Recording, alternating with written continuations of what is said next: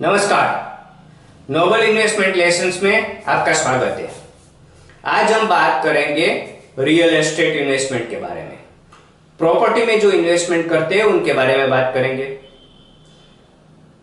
Property में जो investment करते हैं वो न तो देश को फायदा देता है ना आपको फायदा देता है। तो मेरा पर्सनल व्यू ये है कि प्रॉपर्टी में इन्वेस्ट नहीं करना चाहिए, क्योंकि प्रॉपर्टी इन्वेस्टमेंट इंस्ट्रूमेंट नहीं है। अगर सब इन्वेस्टर प्रॉपर्टी में इन्वेस्ट करना शुरू कर देंगे तो जमीन के भाव बढ़ेंगे, घर के भाव बढ़ेंगे, ऑफिस दुकान सबके भाव बढ़ेंगे। अगर जमीन के भाव बढ़ गए तो इंडस्ट्रियलिस्ट को जमीन महंगे में मिलेगी, महंगी जमीन होगी तो उसकी प्रोडक्शन कॉस्ट ऊंची आएगी। अगर घर के भाव बढ़ गए तो मिडिल क्लास लोअर क्लास उसको खरीद नहीं पाएगा, अपना घर कभी नहीं खरीद पाएगा। तो ये प्रॉपर्टी इन्वेस्टमेंट है वो एक्चुअली महंगाई बढ़ाता है। इसलिए प्रॉपर्टी में इन्वेस्टमेंट गवर्नमेंट प्रमोट नहीं करती है। आप देखिए किसी भी इन्वेस्टमेंट इंस्ट्रूमेंट में सबसे ज्यादा प्रॉपर्टी इन्वेस्टमेंट पे गवर्नमेंट के टैक्सेस है। जब आप प्रॉपर्टी खरीदते हैं तब भी टैक्स लगता है, प्रॉपर्टी बेचते हैं तो भी टैक्स लगता है, और प्रॉपर्टी होल्ड करते हैं तो भी हर साल आपको टैक्स लगता है। आप जब खरीदते हैं तब आपको स्टैंप ड्यूटी, नाम ट्रांसफर और अलग अलग टैक्स लगते हैं। Advocate fees, documentation charge, registration fees, वो सब टैक्स लगते हैं। जब आप प्रॉपर्टी बेचते हैं तो लॉन्ग टर्म कैपिटल गेन आता है और हर साल आपको टैक्स देना पड़ता है। हाउस टैक्स, लीज, महसूल, वो सब टैक्सेस लगते हैं। तो प्रॉपर्टी में सबसे ज्यादा टैक्स होते हैं।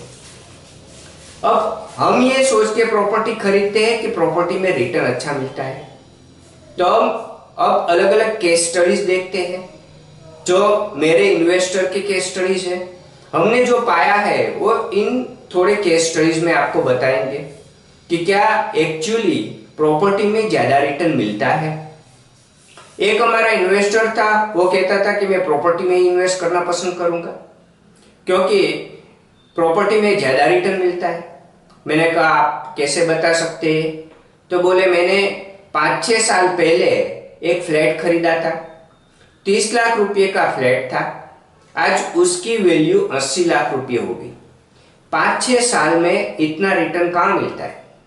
मैंने कहा अच्छी बात है, आप पहले ये बताएं कि 5 साल पहले खरीदा था या 6 साल पहले, एग्जैक्ट आप डेट बता सकते हैं? तो हम इन्वेस्टमेंट प्लान करने बैठे थे तो डॉक्यूमेंट लेके आ गए कि आप ही देख लो, बहुत टाइम नहीं हो उसको। तो मैंने जब डेट देखी तो पता चला कि वो 10 साल पहले खरीदा था। तो टाइम कैसे गुजर जाता है हमें पता ही नहीं चलता। 10 साल पहले खरीदा था 30 लाख का फ्लैट, आज उसकी वैल्यू 80 लाख हो गई। अब दूसरी गलती हम प्रॉपर्टी में क्या करते हैं, प्रॉपर्टी हो या गोल्ड में, हमारा इन्वेस्टमेंट होल्डिंग पीरियड कम से कम 15-20 साल का होता है। 15-20 साल से पहले हम बेचते नहीं है। तो हम क्या कंपेयर करते हैं, हम वॉल्यूम देखते हैं। 30 लाख का खरीदा था, 80 लाख हो गए। हम परसेंटेज टर्म में नहीं निकालते कि इंटरनल रेट ऑफ रिटर्न क्या है, पर ईयर हमें क्या रिटर्न जनरेट हुआ, ये हम कभी नहीं निकालते। हम खाली वॉल्यूम देखते हैं, इसलिए हमें लगता है कि बहुत अच्छा रिटर्न मिला। 30 लाख का 80 लाख 10 साल में अगर आप इंटरनल रेट ऑफ रिटर्न निकालेंगे तो आपको पता चलेगा कि 10.5% रिटर्न हुआ। अब उसमें आप शुरुआत में परचेस करते हो, जो भी टैक्सेस लगते हैं, stamp duty, registration fee, service tax, VAT, वो सब 12 से 15% लग जाता है। वो डॉक्यूमेंटेशन चार्जेस आप उसमें ऐड करेंगे तो उसको 30 लाख की प्रॉपर्टी एक्चुअली 34 लाख में पड़ी। अब 34 लाख का उसका रिटर्न जनरेट हुआ 80 लाख। अब रिटर्न आप निकालेंगे तो आपको पता चलेगा कि वो 9.25% हुआ। अब उसके बाद जब बेचेंगे तब कैपिटल गेन टैक्स होगा और हर साल आप टैक्स चुका रहे, कॉर्पोरेशन के टैक्स है, लीज है, वो सब आप गिनेंगे तो आपको पता चलेगा कि आपका रिटर्न लगभग 8-8.5% का हो गया। मतलब ऑलमोस्ट एफडी जैसा रिटर्न आपको जनरेट हुआ। तो आप जो मान रहे थे कि प्रॉपर्टी में बहुत अच्छा रिटर्न मिल रहा है, वो तो आपको मिलता नहीं है।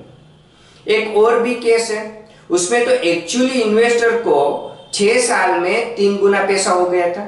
उसने एक जमीन खरीदी थी, तो बोले देखो इसमें मेरा पैसा 3 गुना हो गया 6 साल में। मैंने बोला अच्छी बात है। फिर हम और भी उसने कहाँ कहाँ इन्वेस्ट किया वो सब देख रहे थे, तो पता चला उसी वक्त उसने एक शॉप भी ली थी 6 साल पहले। मैंने बोला आप इसमें क्या आपको रिटर्न जनरेट हुआ? तो बोले 6 साल में ये शॉप में थोड़ा पैसा फंस गया है, वहां कुछ रिटर्न जनरेट नहीं, वही भाव है, आज भी वही भाव है, तो वहां कुछ जनरेट नहीं हुआ। तो आप एक जो भी प्रॉपर्टी में इन्वेस्ट करता है वो कई सारी प्रॉपर्टीज एक साथ खरीदते हैं।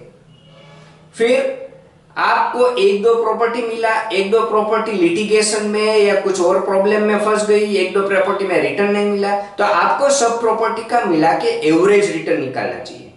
अब आप सोचिए ये दो प्रॉपर्टी का हम एवरेज रिटर्न निकाले तो 30 लाख और 20 लाख का 50 लाख का उसका इन्वेस्टमेंट हुआ। 6 साल में 50 लाख का उसका रिटर्न जनरेट हुआ 90 लाख, क्योंकि 30 लाख की जो उसकी जमीन थी उसके 3 गुना हो गए थे 90 लाख, और 20 लाख का कुछ रिटर्न जनरेट नहीं हुआ था, तो टोटल रिटर्न जनरेट हुआ 90 लाख 6 साल में। अब 50 लाख की जो उसने प्रॉपर्टी खरीदी उसका जो स्टैम्प ड्यूटी और डॉक्यूमेंटेशन चार्ज और सब इनिशियल टैक्सेस है वो आप उसमें ऐड करेंगे तो उसको 55-56 लाख में मिली, और उसका 90 लाख हुआ। अब उसको परसेंटेज में निकालेंगे तो आपको पता चलेगा कि वो भी 8.5-9% ही रिटर्न जनरेट हुआ है। तो ओवरऑल आप एवरेज सब प्रॉपर्टी की निकालते हैं तो पता चलता है कि आपका रिटर्न भी ऑलमोस्ट एफडी जितना ही रिटर्न जनरेट हुआ है, फिक्स डिपॉजिट से ज्यादा रिटर्न जनरेट नहीं हुआ है। तो इसका मतलब ये है कि आप जो प्रॉपर्टी में सोच रहे थे कि अच्छा रिटर्न जनरेट हुआ है होता है, वैसा नहीं होता है। और इसमें रिस्क है। रिस्क क्या है?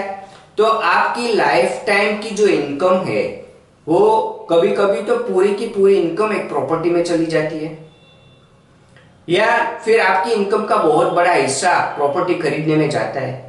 अगर वो प्रॉपर्टी में भाव नहीं बढ़ते हैं तो आप अपनी लाइफ में 10-20 साल पीछे चले जाते हैं, तो ये इतना रिस्की है।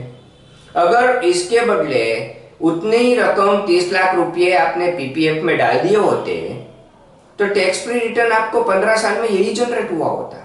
9.25% रिटर्न है पीपीएफ में भी मिलता है, तो इतना बड़ा रिस्क रहने की जरूरत नहीं पड़ती। लेकिन क्योंकि हम दूसरे इन्वेस्टमेंट इंस्ट्रूमेंट में हमारा होल्डिंग पीरियड इतना लंबा नहीं रखते हैं इसलिए हमें पता नहीं चलता। दूसरे इन्वेस्टमेंट इंस्ट्रूमेंट में हम परसेंटेज टर्म में बात करते हैं, प्रॉपर्टी और गोल्ड में हम वॉल्यूम में बात करते हैं कि 30 लाख का 80 लाख हुआ, उसमें हम परसेंटेज कभी निकालते नहीं इसलिए परसेंटेज टर्म में बात नहीं करते, तो इसलिए हमें समझ में नहीं आता कि उसका एक्चुअली रिटर्न क्या जनरेट हुआ है। अब और भी एक बड़ी समस्या है, प्रॉपर्टी का वहीवट आपकी गैरहाजिरी में आपका परिवार कभी नहीं कर सकता। एक केस स्टडी हम उसका भी ले लेते हैं। एक फैमिली मेंबर एक बहुत बड़े बिजनेसमैन थे, वो कई जगह पार्टनरशिप करते थे और प्रॉपर्टी खरीदते थे। कई सारी प्रॉपर्टी उसने खरीदी हुई थी। उसकी उम्र 65-70 साल की हो गई। उसका बेटा पढ़ने के लिए मेट्रो सिटी में चला गया और फिर वही सेटल हो गया, उसको वापस नहीं आना था। अब उसने कई सारी प्रॉपर्टी ले रखी थी, उसके लिए वो सब प्रॉपर्टी मैनेज करना और बेचना भी मुश्किल हो रहा था, और उसमें उसको पैरालिसिस का अटैक आ गया, तो उसके लिए बिल्कुल संभालना मुश्किल हो गया। तो वो सब जो उसके पार्टनर जो उसका फायदा ले सकता था उसके पार्टनर ने लिया, जो उसका स्टाफ था, जो रिलेटिव्स थे, सब ने उसका फायदा लिया। उसकी प्रॉपर्टी की कीमत बेचने के बाद उसको 50% ही मिली, बाकी सब वो सब लिटिगेशन और उल्टा सीधा हिसाब में चला जाता है। आप सोचिए कि आपकी गैरहाजिरी में क्या आपका परिवार का कोई सभ्य आपकी प्रॉपर्टी का वहीवट, उसको सेल करना, उसको मेंटेन करना कर पाएगा? कभी नहीं कर पाते। और अगर आपको कुछ हो गया तो बिल्कुल वो मुश्किल हो जाएगा और उसका फायदा दूसरे लोग उठाते हैं। और बहुत सारे केसेस में हमने यही देखा है कि बहुत सारी प्रॉपर्टी लेने के बाद खुद को ही संभालना मुश्किल हो जाता है, तो गैरहाजिरी में परिवार कभी नहीं संभाल सकता। तो आप ऐसा इन्वेस्टमेंट करिए जो इन्वेस्टमेंट इजीली लिक्विडेट हो सके और परिवार उसको संभाल सके। परिवार को आपकी गैरहाजिरी में फिक्स इनकम चाहिए, पैसा चाहिए, उसको प्रॉपर्टी नहीं चाहिए। उस वक्त उसको पैसे की जरूरत पड़ती है और वो आसानी से मिले, इस तरह होना चाहिए। तो प्रॉपर्टी के इन्वेस्टमेंट में जो ये रिस्क है उसके हिसाब से रिवॉर्ड इतना बड़ा नहीं है, इसलिए हम ये सजेस्ट नहीं करते कि आप प्रॉपर्टी में इन्वेस्ट करें। अगर इन्वेस्ट करते हैं तो आप उसका रिटर्न भी क्या जनरेट होता है वो परसेंटेज टर्म में निकालिए और देखिए कि एक्चुअली वो रिटर्न अच्छा जनरेट हो रहा है कि नहीं। तो यही बातें थी प्रॉपर्टी के बारे में। और एक इन्वेस्टमेंट के बारे में नेक्स्ट वीडियो में हम बात करेंगे और देखेंगे कि और बेहतर इन्वेस्टमेंट ऑप्शन कौन सा है। Thank you.